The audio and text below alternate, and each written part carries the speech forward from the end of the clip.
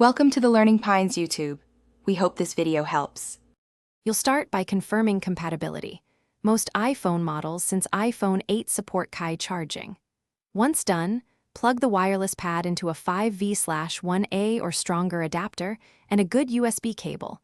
This supplies stable current, so charging initiates reliably.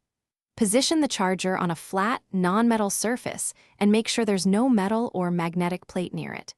Then, remove bulky or magnetic cases. Thin cases are fine, so the phone can sit close enough for Place your iPhone directly over the charger, aligning its center with the pad's coil marking. Alignment is the Y here.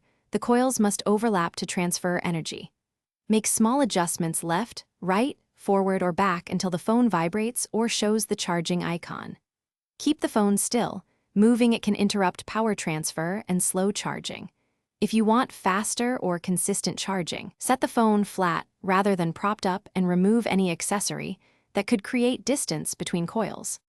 Once the phone indicates charging, let it sit undisturbed until you reach the battery level you need. Wireless charging is slower, so patience pays off. If charging does not start, make sure the adapter and cable are rated and working by testing with another device or swap them out. Also try removing the case entirely. If there's still no response, restart the iPhone, check for an iOS update, and retry. Updates can fix charging glitches. As a last step, test another wireless pad to isolate hardware issues. Thanks for watching. Consider subscribing if we helped you.